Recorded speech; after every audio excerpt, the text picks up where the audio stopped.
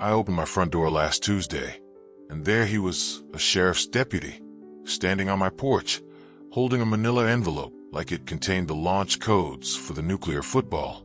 My heart did that little skip and stutter thing it does when you realize life's about to get interesting, or incredibly annoying. Inside that unassuming folder, a lawsuit, 23 pages of pastel letterhead, smelling faintly of desperation and cheap office toner. It wasn't just any lawsuit. It was a demand for me to cough up 12 grand in mandatory HOA initiation fees, or, get this, forfeit my own porch. My own porch. The one I'd painted myself. The one where I drank my morning coffee. I swear, I laughed so hard I snorted my coffee right onto the summons. Because, and here's the plot twist you absolutely have to hear, my house has never been, and will never be, inside that association. Not even close. It was a joke, a bad, expensive joke, and I was about to be the punchline, or rather, the one delivering it. Just 3 minutes after the gavel cracked in courtroom 2B, the judge, bless his heart, chuckled. A genuine, surprised little laugh. He said, "Dismissed." And the plaintiff's face, a masterpiece of entitled blush just moments before, went from coral to courthouse chalk, white and zero flat. Trust me, you don't want to miss how we got there. Stick around if you like watching paper tigers eat paper, because this one was a banquet. If quick justice wrapped in sass is your love language, smash that subscribe button and join the growing crew who refuses to let busybodies steal our Saturdays. Let's build a community that celebrates common sense and legal clarity. My street, you know, it looks like any other slice of suburbia. It's got the classic hydrangeas, the ridiculously fluffy barking doodles, and, without fail, the smell of someone over charcoal grilling at 10 a.m. on a weekend, because apparently brunch is for amateurs. It's exactly what I wanted. I moved here 6 years ago, drawn by the quiet hum of normalcy, the kind where the biggest drama is whether your neighbor's petunias are thriving. The clincher for this particular spot, the plat map. It was a thing of beauty, a crisp, clear line drawn right through the heart of the neighborhood. To the north, the meticulously manicured HOA villas, with their perfectly synchronized garden gnomes and rules about the exact shade of beige your mailbox could be.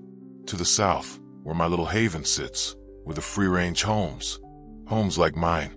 That meant no dues, no architectural committee scrutinizing my choice of exterior paint, which, for the record, is a perfectly respectable sage green, and absolutely no pastel-colored notices taped to my mailbox, because my petunias, God forbid, clashed with someone's aura.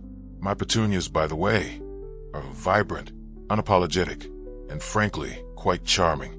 I'm a good neighbor, I think. I keep my grass trimmed, not to HOA standards, but to my own perfectly acceptable ones.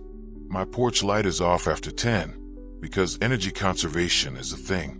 And yes, my great-aunt ceramic goose, Gertrude, wears seasonal scarves. It's a tradition. It's whimsical. It's utterly harmless. Peace, quiet, and the occasional burnt burger drifting on the breeze, that, to me, is perfection. It was a little pocket of freedom, a sanctuary from the often absurd demands of community living that plagues so many. I genuinely thought I'd found my forever peace. Then, like a bad omen on a perfectly sunny day, Mrs. Davenport entered the scene.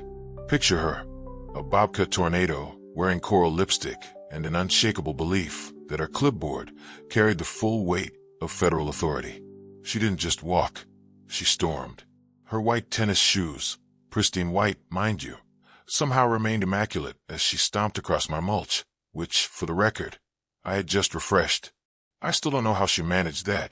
Before I could even manage a polite morning, she slapped a color-coded form against my chest. Not handed, mind you, but slapped. It felt like a public reprimand from a drill sergeant. "You're 72 days delinquent on initiation fees," she barked, her voice sharp enough to cut glass. "Late penalty accrues at $25 daily." The audacity. My jaw nearly hit my freshly mulched flower bed. I, ever the calm and logical one, patiently explained the plat map.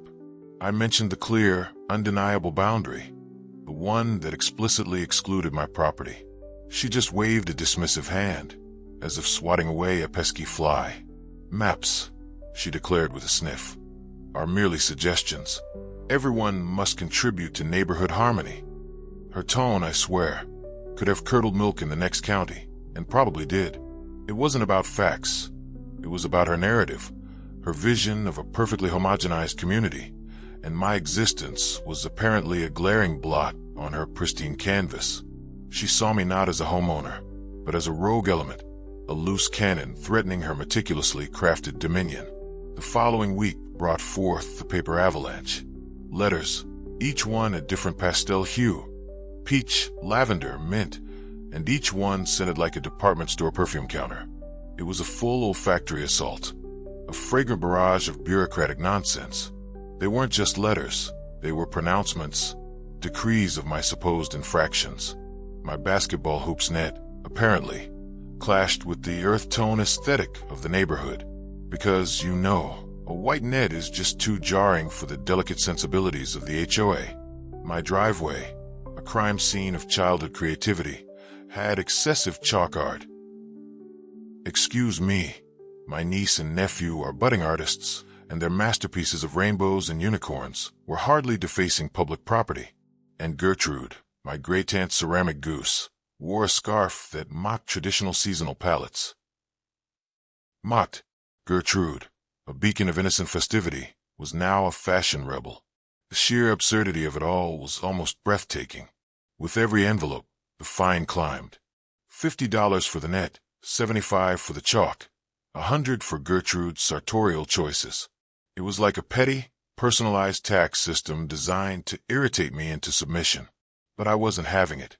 I answered each one with a polite, but firm, photocopy of my deed, proudly displaying the legal documentation of my property. And just to make sure there was no room for misinterpretation, I included the county's official survey, highlighted in neon yellow. You know, just in case the pastel-scented letters had dulled her vision. Her response? A neon pink violation notice taped directly under my wiper blade. Passive-aggressive origami at its finest. It was a declaration of war, not with bullets, but with stationery and an overwhelming sense of self-importance. She clearly believed that sheer volume and aggressive color coordination could somehow overwrite legal documents. It was a truly magnificent display of delusional persistence. The whisper campaign, the paper avalanche, soon morphed into a digital deluge. Neighbors started receiving group emails, signed ominously by Concerned Citizens Liaison, a title that sounded like it belonged in a spy novel, not a suburban cul-de-sac. These emails, dripping with thinly veiled accusations, warned that my refusal to join the HOA was driving property values into a nosedive. Oh, the horror. My rogue, non-HOA existence was apparently a blight on everyone's financial future. Funny thing was, I just checked Zillow. Sale prices in our little corner of the world were ticking up like popcorn in a hot air popper. My house, far from being a drag, was actually contributing to the rising tide. Facts, however, seemed to be a minor inconvenience for the Concerned Citizens Liaison. Then came the physical manifestation of the whisper campaign. One afternoon, I looked out my window to see Mrs. Davenport marching up and down the cul-de-sac. Not walking, but marching, like a general surveying her troops. She was waving a petition titled Mandatory Inclusion Initiative. It was less a petition and more a manifesto of her singular vision. She rang doorbells with the fervor of a revival preacher promising fire and brimstone to anyone who dared tolerate my rogue, non-HOA lifestyle. She acted as if my lack of HOA membership was a contagious disease, threatening the very fabric of their manicured existence. Half the cul-de-sac, bless their peace-loving hearts, signed just to end the conversation, to escape the relentless drone of her self-righteousness. The other half, the truly savvy ones, simply hid behind their curtains, pretending not to be home. It was a bizarre, almost theatrical display, a testament to her unyielding conviction that she was the sole arbiter of neighborhood order. The absurdity of it all was almost comical, if it weren't so aggressively annoying. Which, of course, brings us right back to that deputy, standing on my porch with the nuclear football of legal woes. 23 pages of legalese, bound with a cheap plastic strip, that probably cost more than the paper it held. The demands were truly a work of fiction. She demanded 12 grand in back dues, which was laughable enough given I wasn't a member. But then it got truly inspired. 8 grand in administrative suffering. Administrative suffering. I pictured her clutching her temples, overwhelmed by the sheer paperwork of her own making. And my absolute favorite, the piece de resistance. $50 for clipboard wear and tear. I mean, the sheer audacity, the chutzpah, to charge for the inevitable entropy of her own office supplies. It was a masterpiece of pettiness. I read the final line aloud to my cat, who was, as usual, supervising from a sunbeam. Failure to comply may result in forced lien and sale of property. My cat, the unimpressed connoisseur of all things absurd, simply yawned, a wide, pink-mouthed, utterly indifferent yawn, then batted the corner of the summons like it was a dead moth. Even he knew it was nonsense. But for a fleeting second, that line, that threat, sent a chill down my spine. The sheer gall of it, to threaten my home over a fabricated membership and a worn clipboard. It was a moment of genuine disbelief, quickly replaced by a simmering resolve. Courtroom drama loading, and trust me, it's a good one. Don't miss the HOA Karen's argument folds faster than a lawn chair in a hurricane. Subscribe now and stay tuned for the verdict. I wasn't going to let Mrs. Davenport's theatrical flair win the day. Oh no. When I arrived at the clerk's office, I was clutching my own arsenal, a carefully curated collection of unimpeachable facts. First, my original deed, stamped all the way back in 1983, showing zero, absolutely zero, HOA covenant attached to my property. It was pristine, undeniable proof. Next, an affidavit from a prior owner, a sweet elderly woman who had lived in that house for decades. Her sworn statement explicitly stated that no association ever existed south of the drainage ditch, which, conveniently, was where my house stood. Her memory was as clear as a bell, and her testimony was gold.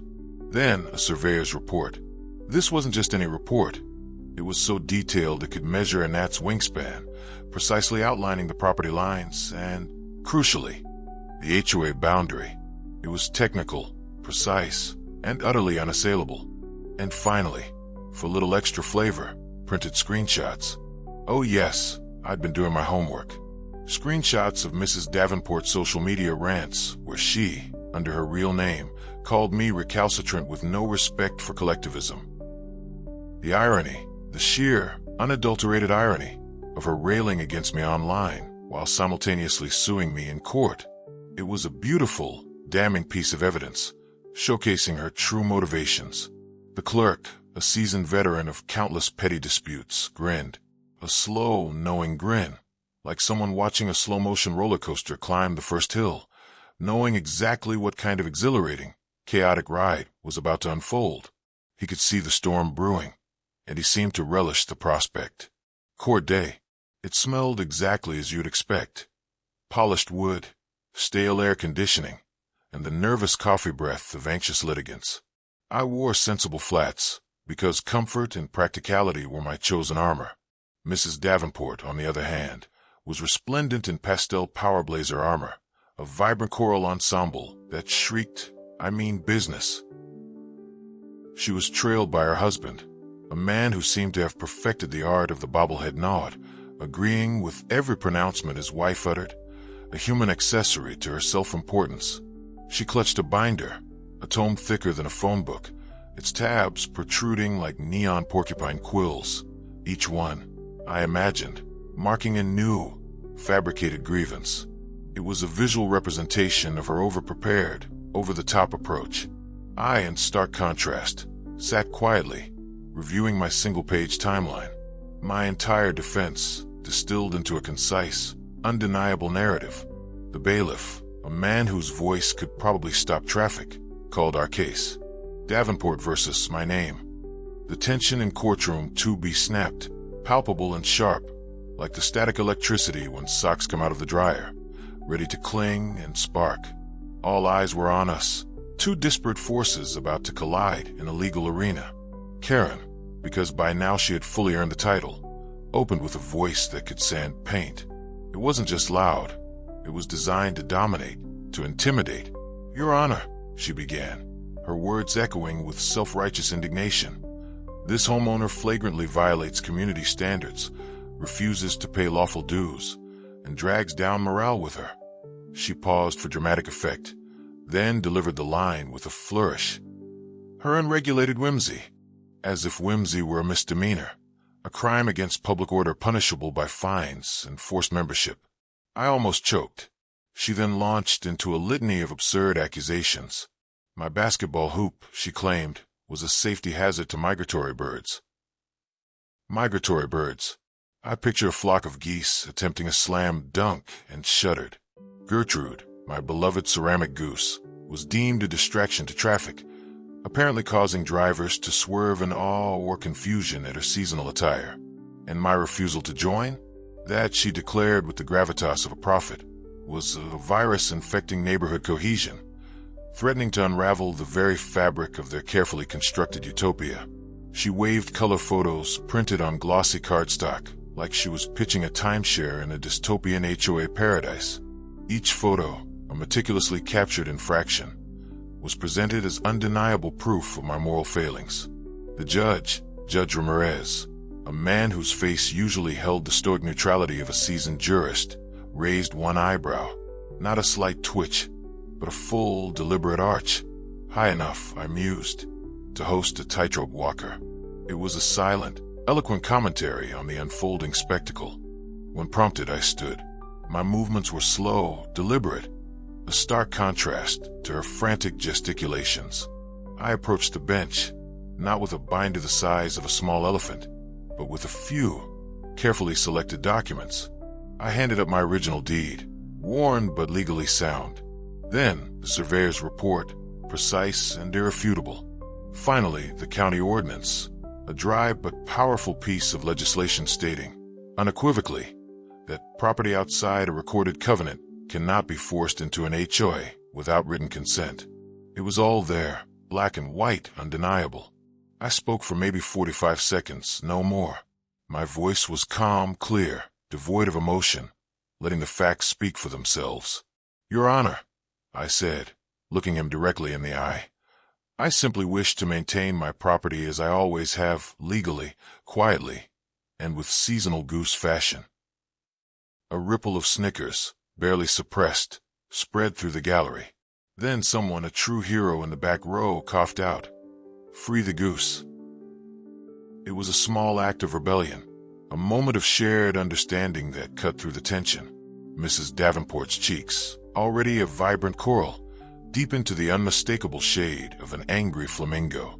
Her carefully constructed facade was beginning to crack, and the color was draining from her face, leaving behind a stark, almost comical pallor. Judge Ramirez, a man of quiet authority, took his time. He flipped through my concise documents, each page a bedrock of legal truth. Then he turned to Karen's encyclopedic binder, its neon quills now seeming to wilt under his scrutiny. He peered over his glasses, a classic move, like a disappointed librarian discovering a defaced rare manuscript. The silence in the courtroom was thick, pregnant with anticipation, broken only by the rustle of paper. He asked her, his voice deceptively mild, to point to any covenant containing my lot number. Karen, flustered and visibly sweating, flipped frantically through her massive binder, her manicured nail, shaking slightly, finally stabbed at a paragraph on a blurry photocopy. Her triumphant aha was cut short as the judge, with a slow, deliberate cadence, read it aloud, applicable to lots 1 through 46. A beat of silence, thick as oatmeal, it hung in the air, congealing around us. Then the judge's gaze shifted to me. My lot, number 48. Another beat, and then the tiniest chuckle escaped the bench. It started small, a barely audible puff of air, then grew into a genuine, if restrained, laugh. It wasn't mocking exactly, but it was certainly not sympathetic. He declared, his voice ringing with finality, "Case dismissed. Next on the docket, please." 3 minutes. Door to door. Karen's jaw dropped faster than the binder she clutched, papers cascading like confetti on New Year's Eve. A final, pathetic explosion of her meticulously prepared, utterly baseless legal assault. It was a masterpiece of judicial efficiency. Quick, clean victory for common sense. The hallway fluorescent lights hummed overhead, a mundane backdrop to the aftermath of judicial drama. Mrs. Davenport, a storm cloud of fury, stormed past, her bobblehead husband scurrying in her wake, muttering darkly about activist judges and the decline of societal order. Her coral power suit now seemed less powerful, more like a deflated balloon. A stranger in a seersucker suit, who had clearly enjoyed the show, gave me a high five as I passed, a silent acknowledgement of a battle well fought. The bailiff, a man who had seen it all, winked at me and whispered, "Best 3-minute entertainment we've had since the guy tried to sue himself." I walked out into the brilliant, unfiltered sunlight, feeling lighter than the stack of nonsense I no longer carried. The weight of her accusations, her demands, a sheer entitlement, had been lifted, dismissed with a single, satisfying gavel strike. The ripple effect was immediate, and frankly, hilarious. Emails flew faster than group chat gossip, spreading the news of Karen's spectacular defeat. The same cul-de-sac that had once signed her petition out of fear or exhaustion now invited me to block party planning meetings. Suddenly, my rogue, non-HOA lifestyle was less a threat and more a badge of honor. One neighbor, with a twinkle in their eye, even left a tiny goose sweater on my porch, stars and stripes themed, perfectly timed for July. Gertrude, my ceramic goose, now had a new, patriotic accessory, a symbol of my quiet victory. Even the grill smoke drifting across the neighborhood smelled triumphant, a sweet, savory scent of vindication. And Mrs. Davenport? Rumor has it she's now busy photocopying amendments, furiously attempting to rewrite her HOA bylaws so this never happens again. Good luck with that, Karen.